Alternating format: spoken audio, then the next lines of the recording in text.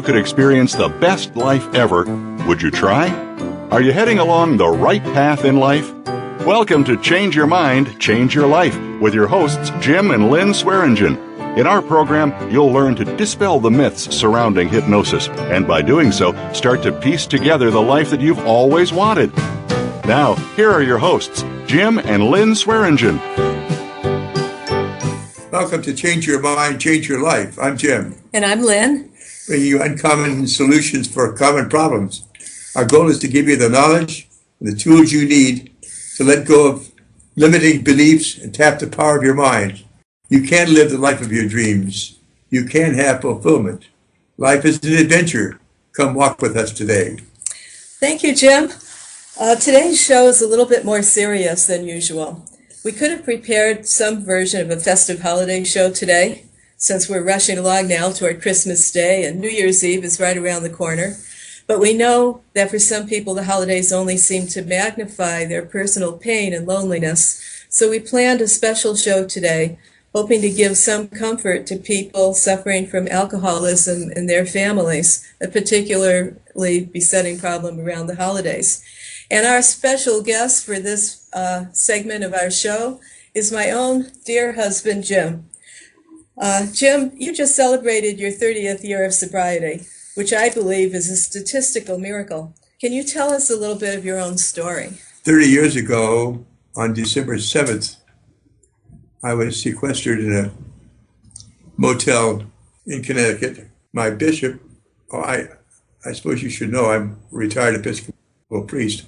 I was a priest at that time. My bishop had decided to send me away to get help. He'd also decided that I wouldn't go back to the parish that I was in. And so I was sort of fading out my existence in the parish. And I was in this motel room and I was lonely. Oh God, I had nothing and no one. It was Christmas time. And I felt so lonely and so bereft of any help. Well, that's what happens when you become an alcoholic. I know when that happened to you, you were on your way to rehab, and the bishop had decided that you needed to be isolated from the parish. He didn't want you any communication going on, and he actually set you up in a hotel with a bar. And there you were, lonely, depressed, not knowing what the future held, and the insensitivity of being put into a hotel all alone without any contact with friends was just astounding to me, and with that temptation of a bar. And that's one of the reasons we're having this show today. The holidays, it was almost Christmas. It is so depressing. Tell us some more about what happened from there. Yeah, alcoholism is a lonely disease where you drink yourself to the condition of unconsciousness. And 30 years ago, I told you I was in this motel room, but it didn't start in the motel room. That's the ending of it, actually, because I went away to rehab and I did get help and I did put the cork in the bottle and not touch it again. So that motel room was leading to something very, very important and very good. I was born in 1935, and that's the very year that Alcoholics Anonymous began. And so I know somehow God was preparing for me, along with many others, I'm sure. But I feel specifically cornered. I feel specifically picked and chosen because not only did AA help me, but AA started in the year I was born. Alcoholism is a disease that will leave you after it's taken everything you've got. Before I got well, or at least stopped drinking, I lost my family, my wife, my children. I lost my home. I lost 2 cars. I lost almost everything that you can imagine, and I was left with nothing. All I had to worry about is rehab. I had to get well. I had to get well. It's either get well or die. That's how stark it is when you're an alcoholic. You simply have to take the bull by the horns. You simply have to get well. And one of the ways you can get well is by having others help you. I don't believe I could have gotten well without all the other, perhaps hundreds of people who were behind the scenes giving me help. The people in rehab, the people in AA, they're all there to help you. And they're there to show you the way to get out of this doldrum. What I didn't have in those days is something I have now, and it's really precious. And that is, I have the power of hypnotism. I found after many, many years that this magical thing that I called, it reduces my stress, it reduces my negative thinking, squashes my anxiety, it helps me with my anger and resentments, my guilt. I feel forgiveness by working through my hypnotic suggestions. It helps me through the 12 steps, and it helps me with other subconscious blocks that might interfere. Hypnotism is not a cure. I can't just rear back and cure somebody. They have to be willing to give up the alcohol. And that's an issue that's quite personal. Hypnotism, along with AA, should produce the kind of results that you want. It's really a delicate situation because it's so painful. Alcoholism is probably the most painful, anguish-ridden, anxiety-ridden disease there is. You feel guilty, you've lost everything, and that proves that you should feel guilty. I never dreamed when I got married that I would lose my wife because of alcoholism. Your former wife, not this My one. former wife, okay. Let's clarify let's make that clear. And we've been together for 30 years now, and for all of you listening, we're actually celebrating our 28th anniversary on Christmas Eve. And he's talking about what happened to him 30 years ago. So we've walked through that together. And in hindsight, knowing what we both know now, as he just mentioned, we can see so many ways that hypnotherapy could have helped us both to cope better, speeding up the healing process and helping us to heal and move on. You were in rehab for 8 or 9 weeks, right, maybe a little bit longer. And then it took about a year for you to reach that point of recovery that you described to me as just walking down this, it was all dark, and walking down the street one day, and it was like the sun came out. And I'm wondering, that was, a year of recovery or more. And I'm wondering now that you're a hypnotherapist, we know that it's not a magic bullet. It's not a cure. It's a tool in your toolkit. And the alcoholic needs to use everything they can to help get well. But if you had hypnotherapy then, how much do you think it might have helped to help you heal faster and stronger? Would it have still taken so very long? Well, it might have taken as long, but it would have been a whole lot easier because hypnotism can help you get rid of your stress and negative thinking and anxiety and anger, especially your resentments. Resentments they're just deadly to the alcoholic. If you have a resentment, if you dislike somebody or what they've done to you, you just you've got to get rid of it. Hypnotism is one of the best ways to do it. You can relive the resentment, you can walk through it, and you can get on the other side. So yes, if I had hypnotism, it would have been much easier, much, much easier. I know that over time, alcohol becomes the primary coping mechanism for alcoholics. You begin to drink to cope with any situation, any of life's challenges. And hypnosis is a great tool to help people to find healthy ways to cope. I know that you've helped many people along the way since you've been healed. Many people before you were a hypnotist, and many people now in our practice. We're going to be having a break in just a minute. And when we come back, Peter, one of Jim's former clients and a friend, will be joining us. Peter's been in recovery a number of years and has offered to tell his personal story. Peter, are you there, my friend? Yes, I am. How are you, Good. Jim? Fine, thank you.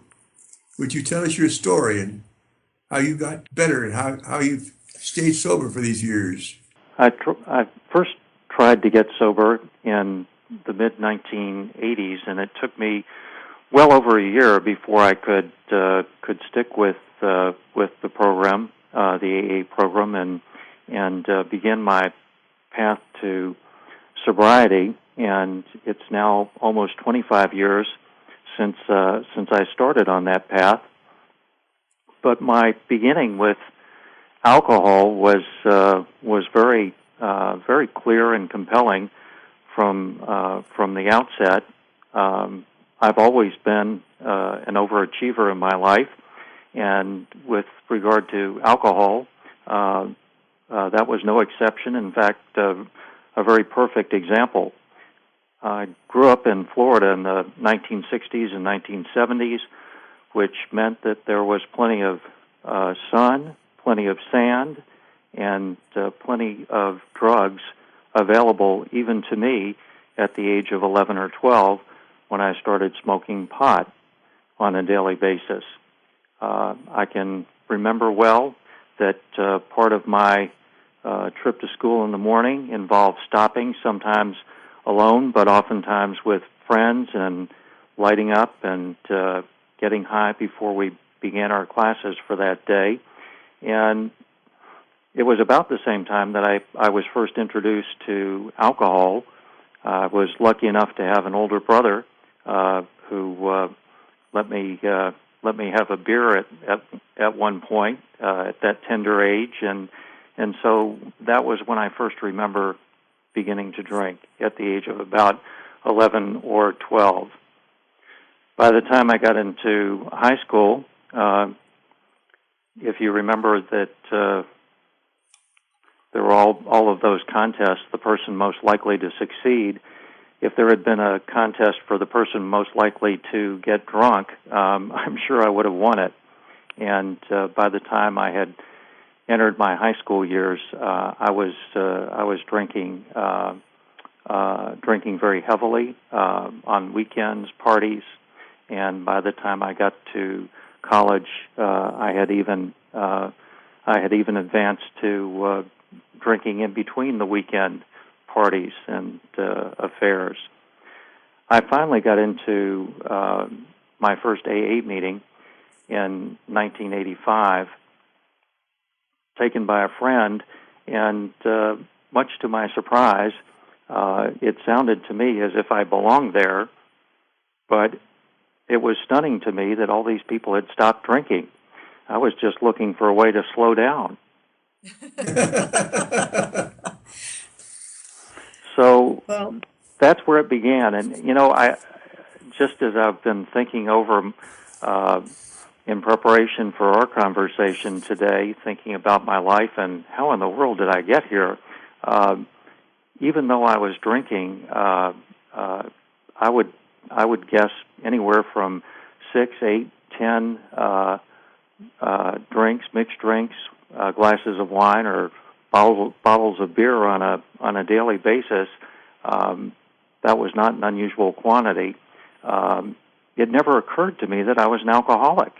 I always had a certain type of wine, or a certain type of aperitif, or a certain type of cognac after the meal, and so forth. And it was stunning to me that I was an alcoholic. I don't think it was stunning to a lot of other people, but it was stunning to me. Peter, let's just stop here for just a second. Let me remind our listeners that this is a call-in program. You're welcome to call Peter or me. The number is 1-866-613-1612, or you can email us at info@bayareahypnotherapy.com. At any rate, we'd love to hear more of your story, Peter. You lost everything too eventually, did you? I didn't lose everything. Okay. In fact, unlike many alcoholics, I had a lot of trouble with coming to grips with it, because I'd been very successful at an early age, and so as I started in my sobriety in AA, I was the guy who showed up to the meetings in the suit and the tie, and I was doing well financially, and I was well regarded within my new profession. And so it was really hard for me to reconcile myself with the people I saw in those rooms, because I, of course, at that time thought I was so much better in so many ways, so terminally special, and I just, yeah, you remember that, don't you? You were not like those other people, right? I was not like those other people. I had plenty of money in the bank. I had a new car. I had beautiful clothes. I didn't enjoy the meetings. I didn't want to be an alcoholic. I was resisting it all the way. And had it not been that my partner at the time, the following year, was diagnosed with what they used to call AIDS at that time, what they call HIV today, I'm not sure that I would have been able to get sober at that time, because it was the startling realization that my partner was ill with a disease that gave you about 18 months to live at that time. I realized that I needed to do whatever I had to do to pull myself together if I was going to be there for him. And in a way, that was it was terrible for my partner. He did die 4 years later, but it was a blessing for me, because that gave me the shock that I needed to get me to commit to AA and the program and getting sober. I'm not sure that anything short of that at the time would have worked, with the possible exception of hypnotherapy. Well, that brings up a good question. It must have been more difficult for you than, in some ways, more difficult than for people that really crash and hit bottom in a different way because of your success. And our key message today to people is that they don't need to do this alone, and they shouldn't do it alone. And there's so many ways and people out there to help them. But it's necessary to take care of the whole person, body, mind, and spirit, and to get out of this. And Absolutely. Maybe you can address how you did that. Well, I started working with a traditional therapist, a psychotherapist, at about that time, and I went sometimes a couple times a week and met with this therapist, and that was really, I think, the backbone. In addition to AA, that was the backbone of my treatment for alcoholism and the many problems that brought to my life. It's very interesting now that I've been exposed to hypnotherapy with the two of you. I wonder what that trajectory might have looked like if I had been able to integrate hypnotherapy into my approach, into my recovery, because I spent at least 10 years in individual and group therapy, and that means at least one time per week and sometimes 2 times per week at difficult points in my life.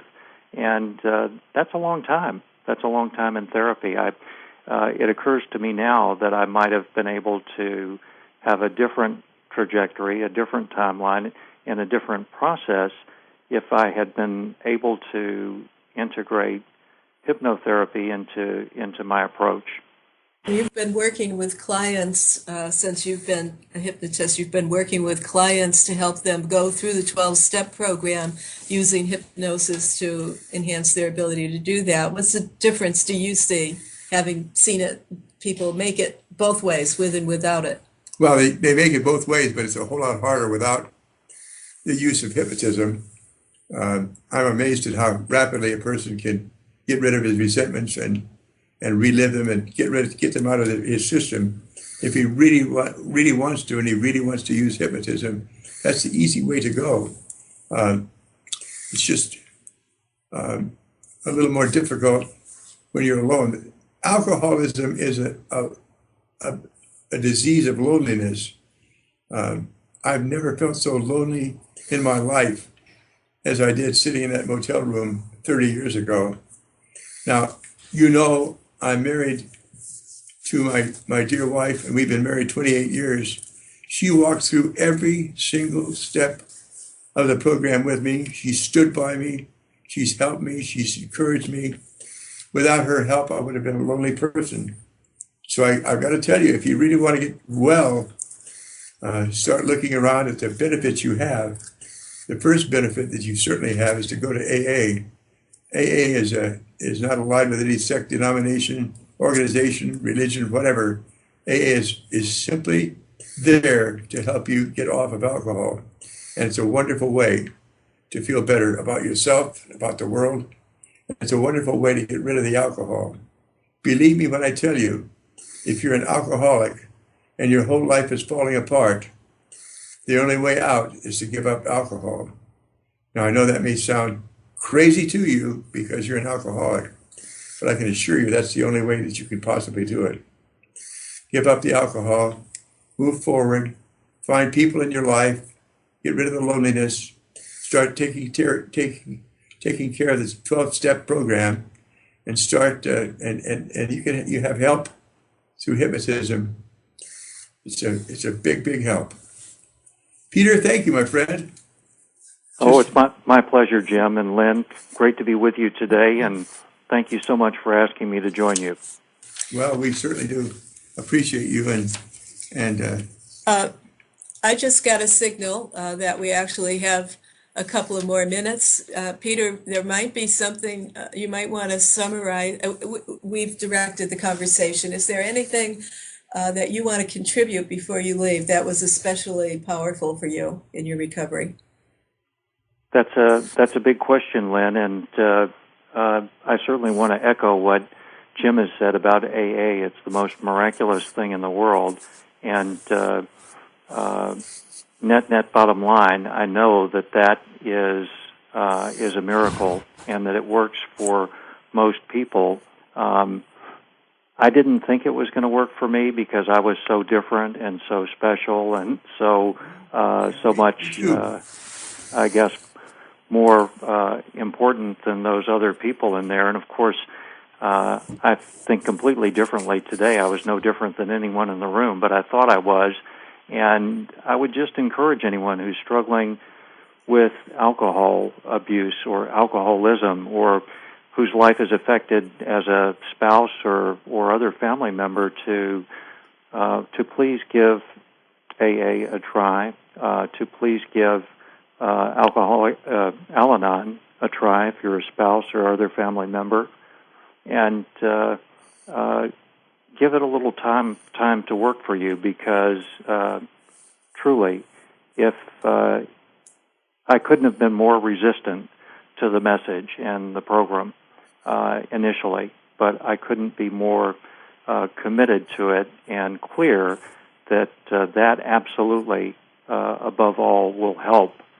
If you have the financial ability to see a therapist, whether that's a hypnotherapist or a psychotherapist or whatever, I think that's helpful. But the backbone of recovery is AA. And I wish I had known you, Jim and Lynn, in the days when I was getting sober, because I think I perhaps could have gotten myself on track with less than 10 years of intensive therapy, had I known you and had you been able to introduce me to hypnotherapy at that time. But I'm thankful that I've gotten to know you and become familiar with what hypnosis can do, because it's something that I use constantly, daily in my life and my practice today. What I've learned from you in this particular arena, and I wouldn't have believed it had you not shown me how it works. I would not have believed it. Well, thank you, Peter. thank you, And Peter. congratulations on almost 25 years. That's really significant. Well, Yeah. thank you. I cannot believe it. I was probably the least likely to succeed in AA when I began, and the fact that I've made it this far is truly a blessing, a gift, and a miracle. Oh, we're so glad you did. Thank you, Peter. If you're just joining us now, we're talking today about how hypnotherapy can help alcoholics in their recovery process. Don is a gentleman that I've known for years now. Don, you there? I'm here. Good. I'm It's here, good Jim. to talk to you. Good. Why don't you tell us your personal story of how you got involved in Alcoholics Anonymous and how you got better? Well, I was listening to your previous guest, Peter, and I have met Peter.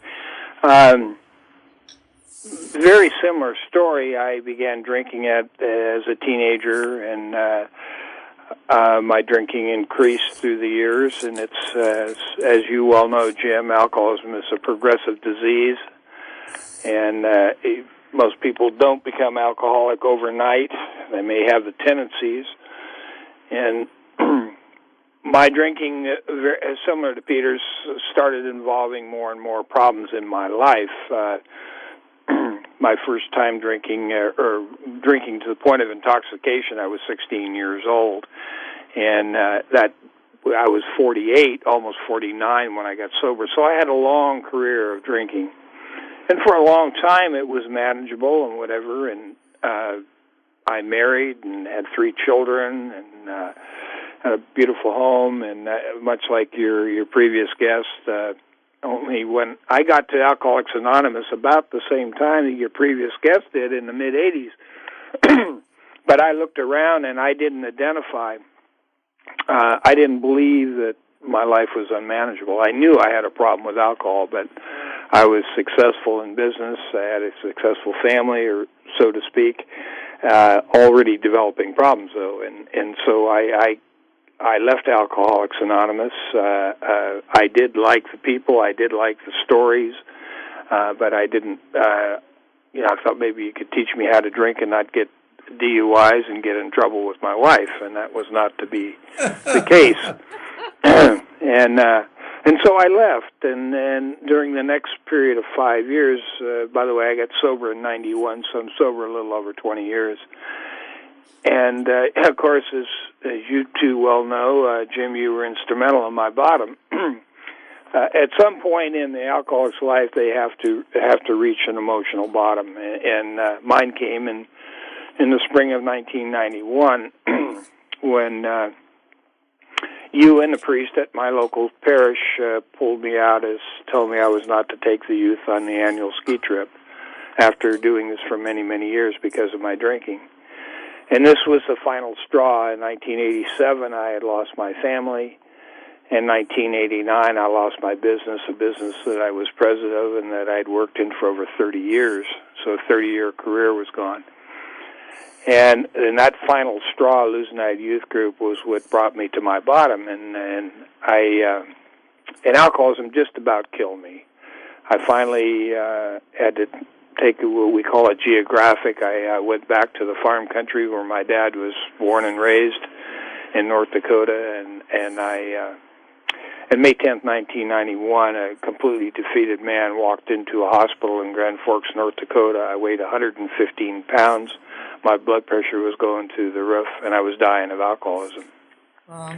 And I became willing at that point. A man came in that night and brought an AA meeting into detox patients, and I listened to him, and it was the first time. He didn't share anything that I hadn't heard probably 100 times before, because I was in and out of Alcoholics Anonymous for 5 years. But for the first time, I was ready to listen. And the old proverb, when the student's ready, the teacher will appear. And he appeared, and that began my recovery, and we've been close through the years, many years, and I certainly attribute a lot of you taking me through the 12 steps of Alcoholics Anonymous has been my salvation in my sobriety. It's been the main stepping stone to my sobriety, as well as my service. I've had the privilege in sobriety to do a lot of 12-step work and to carry the message of Alcoholics Anonymous to a lot of different people and in a lot of different venues. I started in early sobriety doing meetings with young people at a couple county correctional facilities for adolescents. later I went on to do county jails, and most recently I do meetings in 3 state prisons and 2 county jails on a monthly basis. And that had been, as well as sponsoring a number of men, that has been my key into my recovery. Yeah, you've spent years paying it forward. We really admire all the work that you do. We certainly do. Do you believe that do you believe it's possible to recover without AA? Have you ever met anyone who did? Yes, I do, but not for me, and not for most people. I work actually not in the field of alcoholism, but I work very closely with Alcoholics Anonymous, and the work I do, I see a lot of stuff that comes out of Washington and out of medical facilities, and a lot of surveys and stuff, and Alcoholics Anonymous is not the only way to get sober. There are people that get sober maybe just through hypnotherapy. And some people can get sober through their church. Some people can get sober through clinical counseling. But nothing has been as effective for the alcoholic as Alcoholics Anonymous.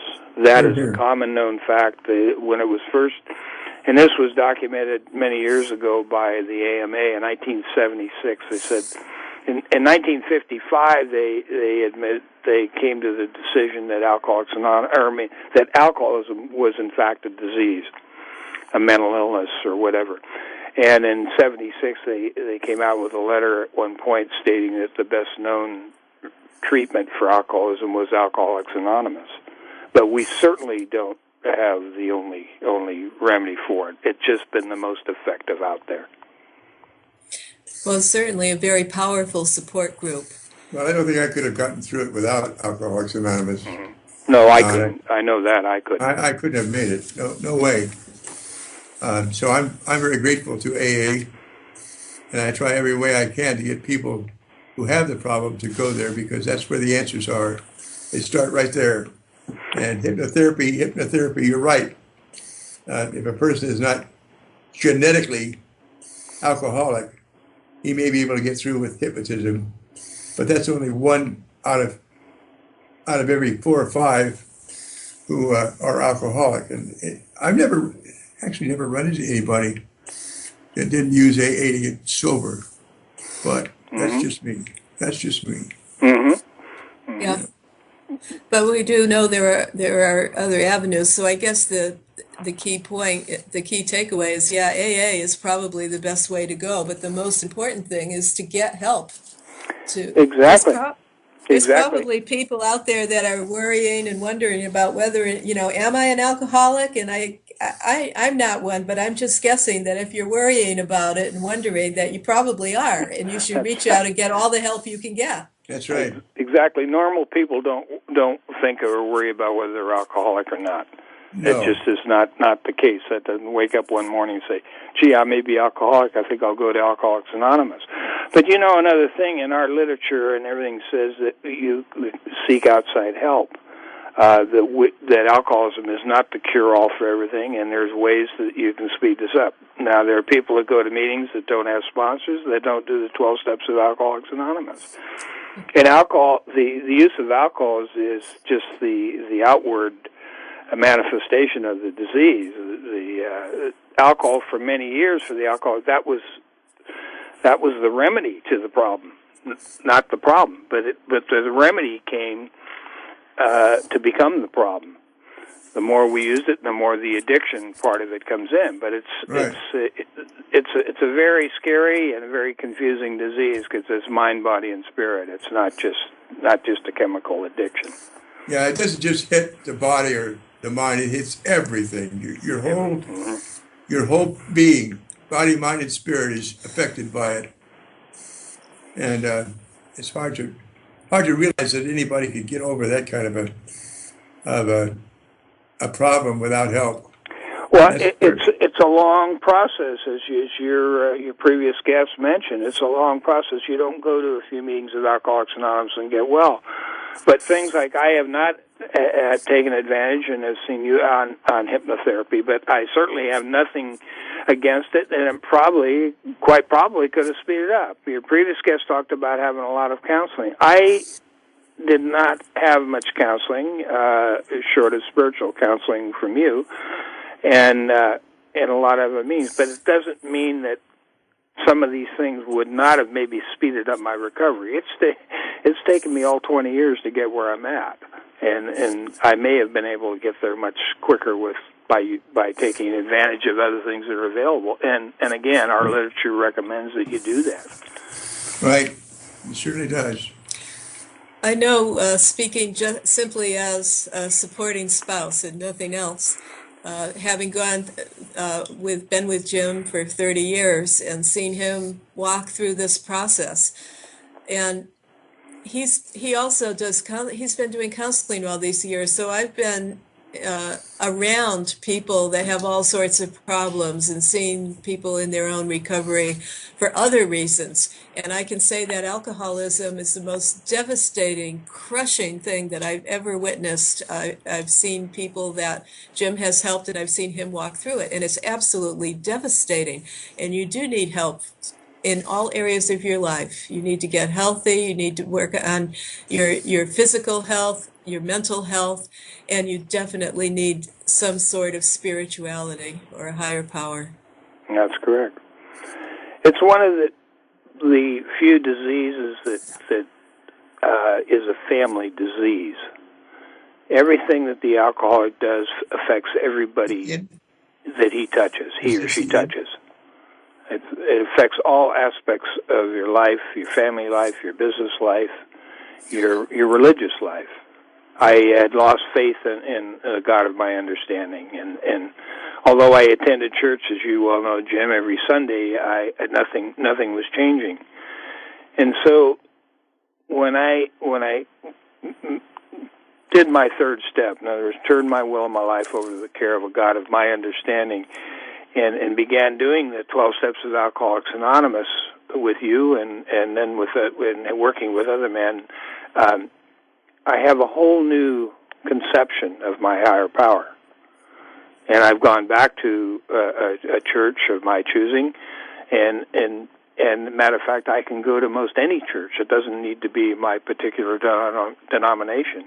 That is not terribly important in my spiritual life, which denomination I go to, or actually which religion I go to. But I found an inner source, or I found I'm more open to all new types of ideas and different beliefs.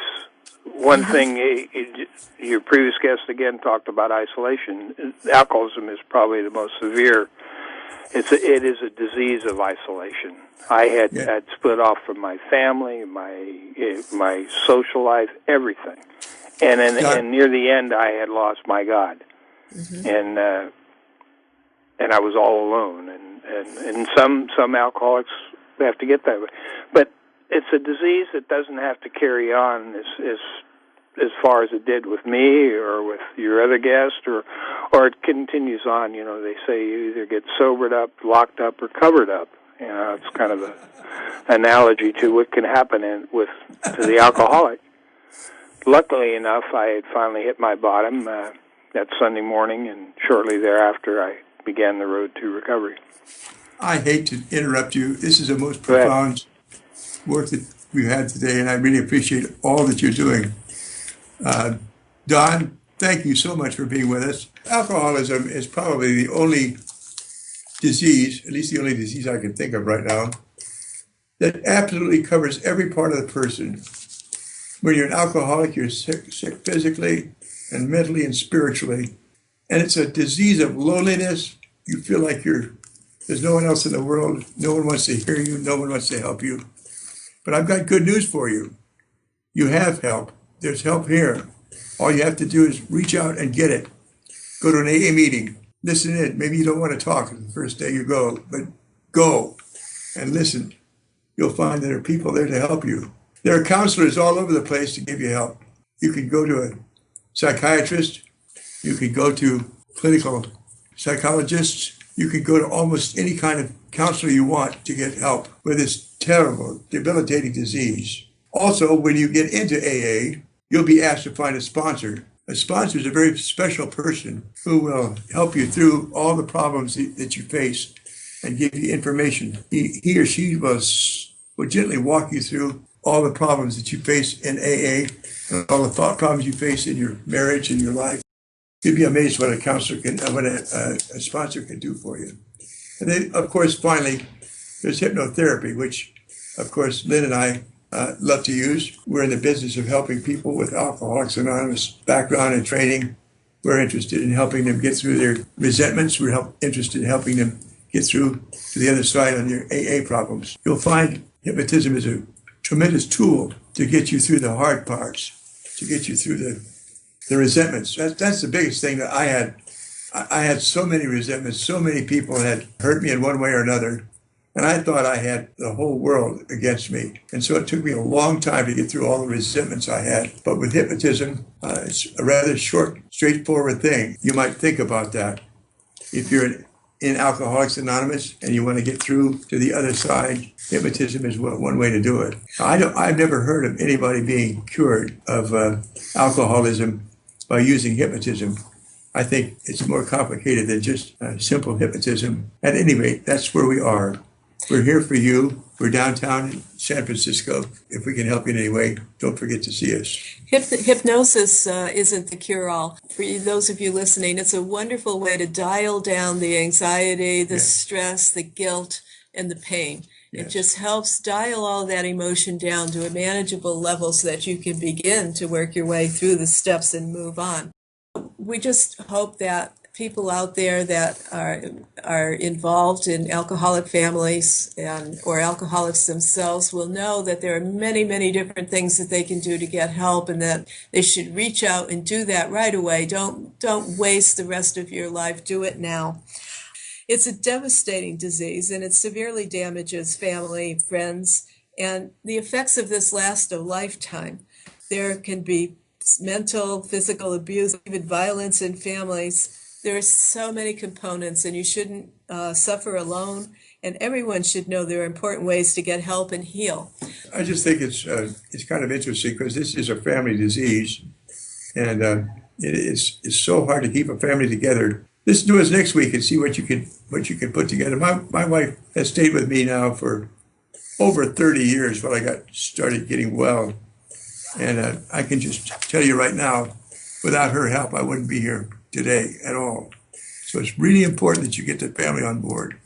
So and there are lots of people out there who want to help. I've always been amazed at my husband here, who's given up has never claimed anonymity because his interest is in helping everyone that he can manage this really devastating disease. And there are a lot of people like him. So get out there and get the help that you want. Thanks for being with on Change Your Mind, Change Your Life, and for the opportunity to bring you uncommon solutions for common problems. Remember, life is an adventure. Come and walk with us.